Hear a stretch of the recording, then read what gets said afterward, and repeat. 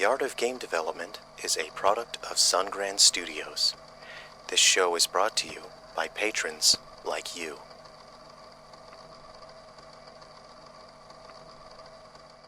Hello, my name is Jerrel Dulay. This is Sungrand, and I'd like to welcome you to my studio. Today we will spend a bit of time developing a video game. There are many different kinds of tasks that must be done to create the various parts of a video game. Whether you work in a team or alone, game development is a form of art, expression, and communication. Today we will use a few different tools, mostly focusing on an imaging program like Photoshop and a game development engine, Unity. If you don't have Photoshop, you can use other tools that all do the same job. If you have your Unity project, or maybe a project in a different game engine, please feel free to follow along. I'll be sharing a little bit of music with you that I will be playing on a rare instrument called the mandocello. Wow, take a look at this. It's like a mandolin, but giant-sized. I hope you enjoy today's video. Now, with that, let's go and enjoy some game development. We will start today's project with a reference image. This is wooden paneling that would have been common in homes and other buildings in the 1970s and into the 80s. I'm starting with this reference image to create a texture. This is an albedo map. It determines the color of geometry that appears in a video game. There are a number of different textures that form a material, but today we will simply work on the albedo map, which again determines the color. You can see I'm taking this reference image and repeating it. And that is because we need the texture to tile, to loop seamlessly.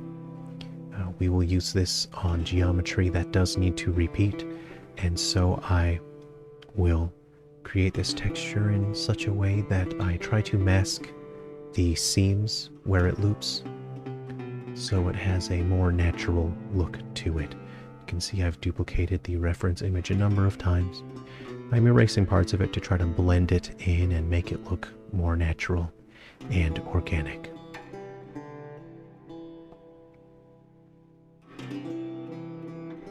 There are many different ways to create textures for games. There are more advanced procedural methods. This is quite an old-fashioned manual way of creating a texture, but it works. It is just a relaxing way to work on an image. You can see I've got an overlay texture. I use blending modes, and I will be adding visual detail to make this visually just more interesting and add a bit more variety to the actual texture itself. This also helps the material look a bit more organic and lived in.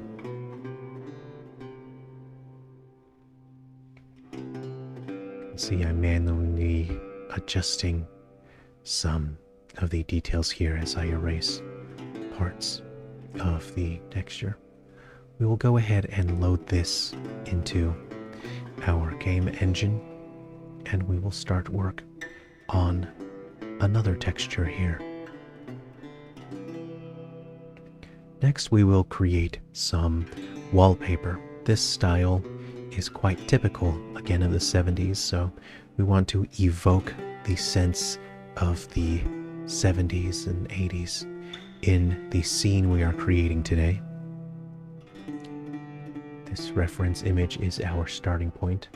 Similar to the wood paneling, I want to make sure that this tiles seamlessly, so I'm going to repeat this reference image, and I will make sure that I can repeat that until I'm pretty close to the edge. Once we are close to the edge, we will resize so that we can fit it all together. We'll merge all the layers together. Scale that right on up. Then we need to repeat this vertically. We'll find a place to where it matches up pretty close. That seems right. That's nice. This seems like it will tile. Again, we'll put an overlay texture on this to give this a more organic, lived-in feel. It just helps it feel like something that could exist in the real world when it has a bit more dynamic. And it looks like the wallpaper has aged a little bit. We'll want to fine-tune that and adjust that until it looks just right. Bringing the levels in, the lows and the highs of our histogram. Go ahead and export this image and bring this in to our game engine now.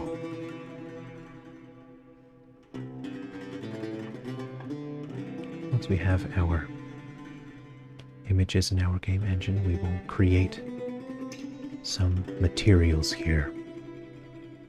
Once we've created our materials, we'll go ahead, rename them, and we will assign the appropriate images to the material. We're starting out with a simple shader, as this game will be brought to some older legacy platforms via free homebrew. We want to make sure that we start with the lowest common denominator when doing ports like that. You can see we have our carpet, which we created just before we started recording, and that has really livened up this environment. That really gives it that 70s feel. Now you can see our texture here is not rotated quite the right way. We want that to be vertical, so we'll go ahead and rotate the texture there, and we'll see that update real time in the game as the lines will now be vertical, but it looks like they are squashed a bit. We might adjust the tiling value possibly. Let's go ahead and adjust the tiling value. That seems right. That's quite indicative of the 80s. You can see our wooden paneling is also rotated the wrong way. We'll go ahead and modify that. Just rotate the image clockwise once, 90-degree rotation. Very nice. I will update real time in our game engine. You can see the wood paneling has lined up just right. Let's adjust the tiling count on that. Yes, that seems just fine. Very good. Now, you can always modify and change the materials used on the geometry here, but for the time being we will manually place them by using the drag and drop method. Dragon, as in the mythical creature. You will see some issues that we will have to fix later, such as the edges of the wall there, showing the tile in the wrong orientation. We can adjust that in our UV map later on, so that is not a big deal. We won't populate the entire scene with these details. We will just share a little bit here. We will show a little bit of our textures coming into play. Now we have a raised area which we want to show in a different color. Let's go ahead and take a look at some reference images here. When trying to style match, evoke a particular era, it's always important to look at genuine photos and videos from that era. This one's from the 70s and it looks quite distinctive. Let's go ahead and use this. I quite like the blue carpet there, so let's remove our pattern. We'll save this as a new file. Remove that pattern and we'll try to match that sort of blue that we saw in the reference photo. Go ahead and fill that. Yeah, that looks quite nice. Just want to match the visual direction here and desaturate the color. Bring the levels tighter a bit so there is more visual distinction in the fibers of the carpet. We will load that into our game engine and we'll bring that carpet right in to our raised area. Give that material its own properties And there we are. That's quite nice. You can see the carpet really stands out. It gives the environment some dynamic. Now I will have to adjust the UV map. As you can see, the left and right outermost portion of the blue carpet area isn't quite right. We can adjust that quite easily later on in our 3D modeling program.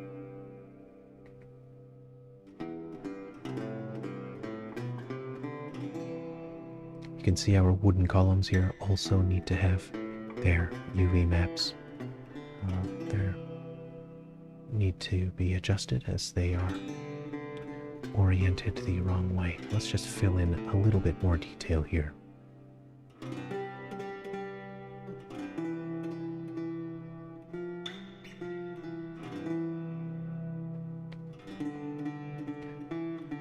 We can always pick certain portions of the environment and just have them be different. They don't all have to have this wood paneling at the bottom with the wallpaper at the top. We can change the wallpaper. We can change the wood paneling. We want to make this raised area look more natural, as if it is raised up on actual wooden material. So let's go ahead and put our material there and adjust our tiling so it looks more natural. Bring that right on in there.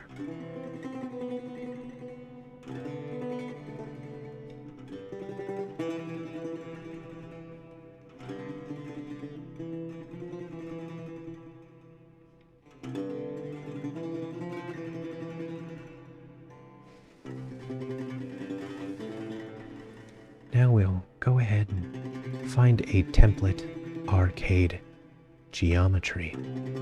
For placeholder graphics, we'll go ahead and place this into our scene, and we'll set the scale so it seems right for a child-sized human. I am just going based off the reference images and how an arcade cabinet should be sized. And when I think that's just about right, I'll go ahead and add a box collider so the player will not be able to walk through it. Let's go ahead and start placing these in our environment. Get them placed in roughly the right positions. This will give us a sense on how we will build our scene and put our final details. You can see this geometry does not yet have a material on it. The albedo texture is blank, so it does not have any definition for color detail. Our arcade machines will remain a calming gray until I create the albedo maps. It will take some time to create the visuals for each arcade machine, but we can reuse them. There will be around 20 to 26 different types of arcade machines in this environment, and all of the machines will be playable. Next, let's go ahead and remove our global lighting and start bringing in some atmospheric lighting. I'm going to imagine that these lights actually exist in this environment, and will just imagine that the lights are coming from the ceiling, overhead lights. We want to make the color nice and warm, as in the 70s we used incandescent bulbs that had quite a warm texture to them. They were very orange and yellow as they glowed. There's a warmness to those lights. They evoke that sense of the 70s and 80s. Because we are in an arcade, we also want lights of different colors. We will pick a blue and purple. There is a trick with colored lights in game environments, and that is they tend to be a bit dark, so you have to increase the intensity of these lights in order for them to really have an impact, especially if they are in an environment where there are other lights that are already more naturally colored. Natural colored lights tend to be a bit more prominent and easier to see, so the intensity on the natural colored lights don't need to be as high.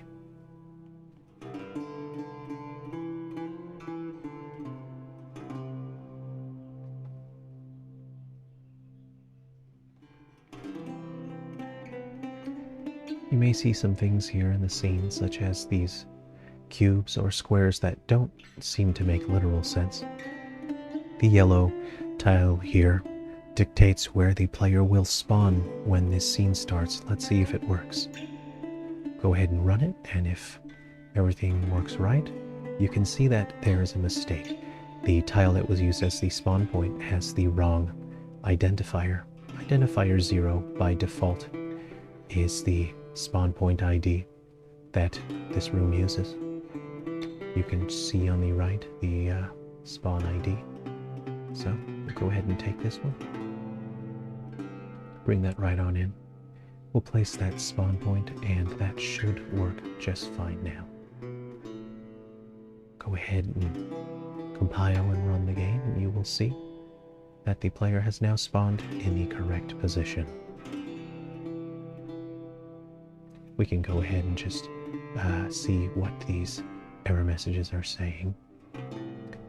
During development, sometimes we just ignore them if we are not working on that aspect. We can ignore them for now as we are busy working on other things. But it's quite an easy fix in this situation.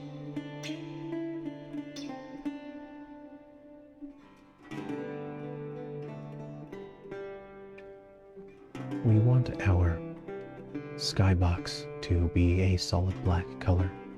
This is to express a sense of not seeing the outside world. We are only seeing what is indoors inside of the arcade. You can see we are able to navigate the environment here.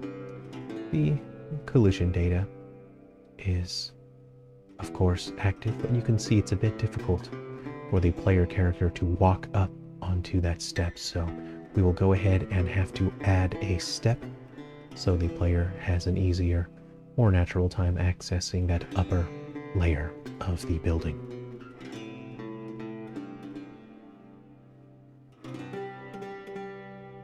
We will populate this environment later.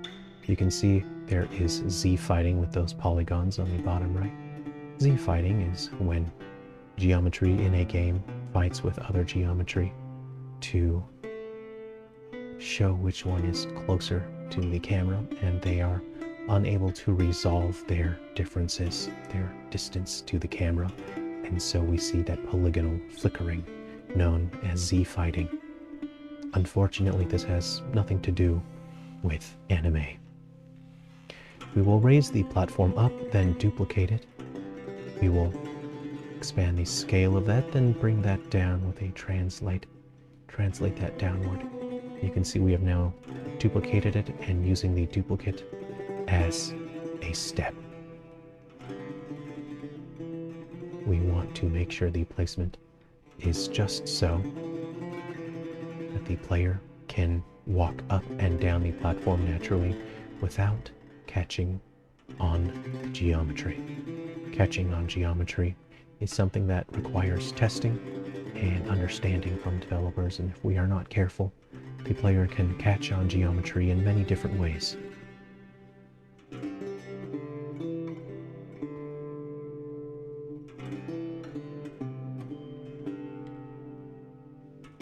Things seem all right here.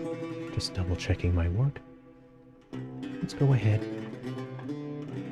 We'll run this and we'll see if our step functions as expected. And it looks like it works just fine. Fantastic. The player has no issues navigating, and we are not catching on the geometry. Wonderful.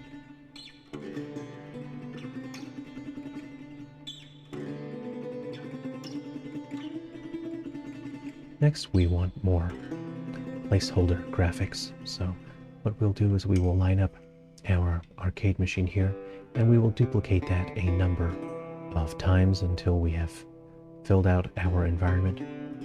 It is quite common for developers to use placeholder graphics to figure out how they will block a scene, where we will populate the props and the set pieces in a scene. We can make fine-tune adjustments. We can navigate the environment to make sure that navigation is logical and reasonable.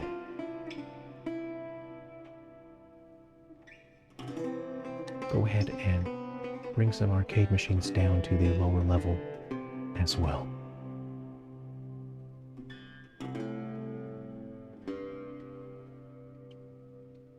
I wonder what sort of game this arcade machine will be in the final version of the game. Perhaps it could be a relaxing puzzle game, or it could be a very exciting fighting game. We can select multiple objects simultaneously and duplicate them to save ourselves a bit of time and work. When building a scene, it is important to consider the internal logic of the scene. Does it make sense to have these objects here? Why are these objects here? What purpose do they serve, not just mechanically, but also in the context of the work? Let's look at more reference images here from the 70s. Just taking a look at how arcades were actually configured in the era which we are attempting to evoke. You can see some pinball machines in the back of the room there.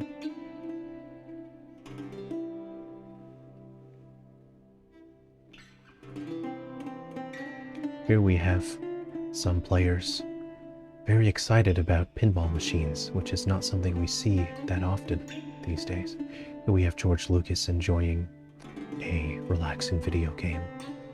A crowd of onlookers watch as people enjoy Starhawk.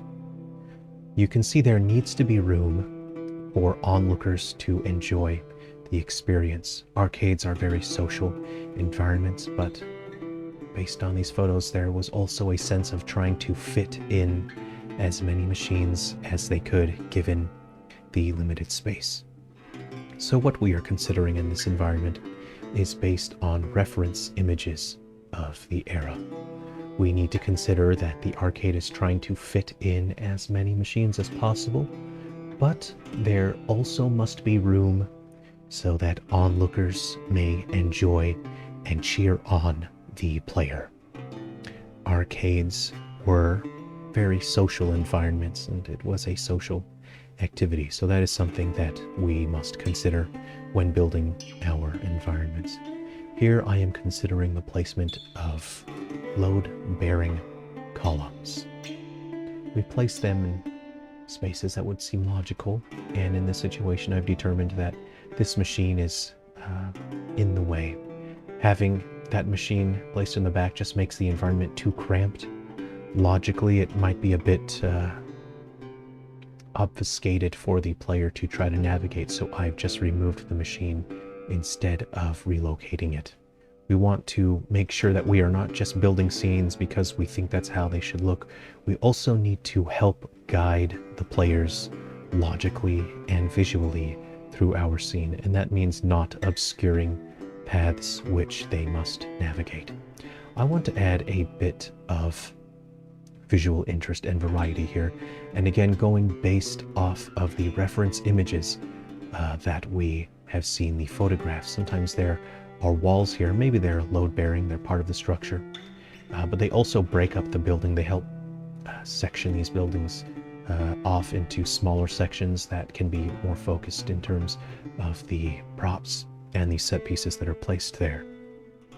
This will allow me to place a couple arcade machines in here, but it also, despite blocking off some areas, it makes the environment feel bigger and more interesting because we've sectioned off certain areas and they become their own little sub-biomes. Now I feel like the area to the right is a little bit cramped. Again, we need to consider that arcades need onlookers and crowds to gather, so let's go ahead and select our props and we'll move them over just to give a bit more space to the right area.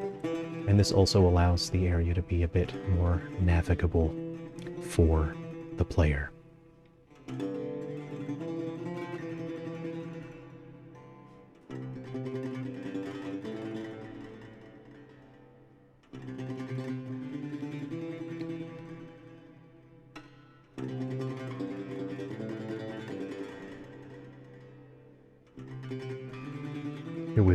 check our placement. We'll have another placeholder set piece here. I want to consider that this will be the change machine. This is quite visible so everyone can see it. You will be able to insert a paper bill into the change machine to receive quarters.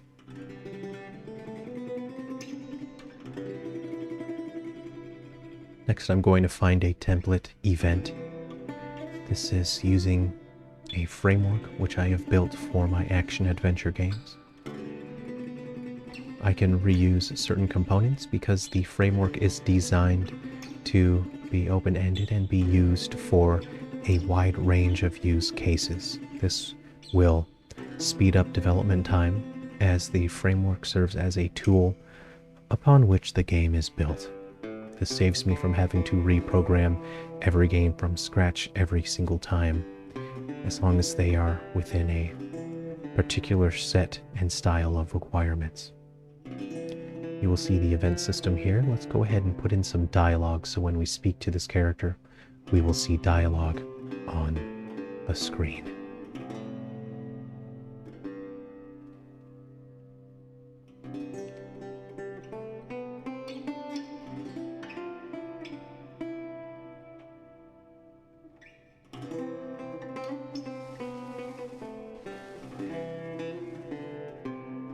Okay, now go ahead and duplicate that event again, and we'll just have a test event here.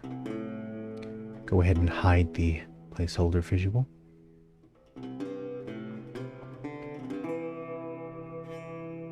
And we'll put a different line of dialogue just there.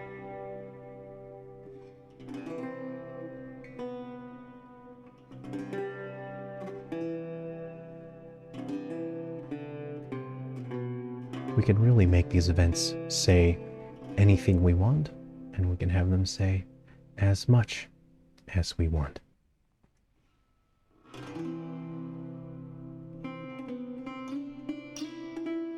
You can see there's a wide range of options to have our events control actions through the game. We will remove our placeholder graphics.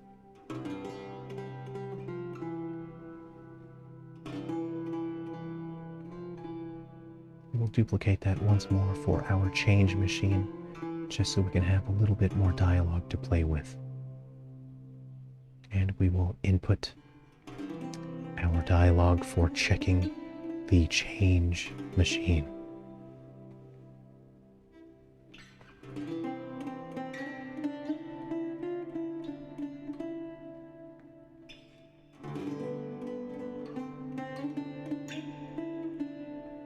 Let's go ahead and run our game.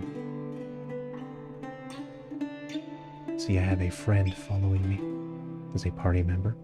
If we check the arcade machine, you'll see the dialogue displays correctly, just where we placed it.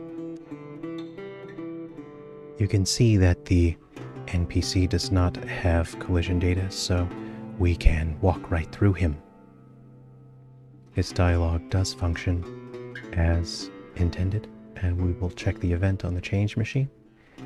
Looks like that event functions just fine as well. It is thanks to our game framework that we are able to quickly place events without having to reprogram all the logic repeatedly. We will check our collision data just to make sure that we are colliding with our geometry and not catching on our geometry. Everything looks to be functioning as expected. Now, the environment is lacking shadows. Again, this game will target older game platforms as well as new, but in order to do that efficiently, we have to first create the game for older platforms which may not support real-time shadows, though we can have baked shadows. We won't bake the shadows until we have completed building our environment.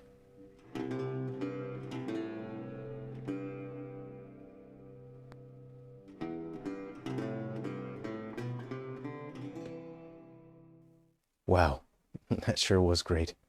I hope you've had fun today as we've spent time enjoying the art of game development. If you would like to download the music that was featured in this video, the download link will be in the description below. It will be available to Patreon supporters. This show is brought to you by patrons like you.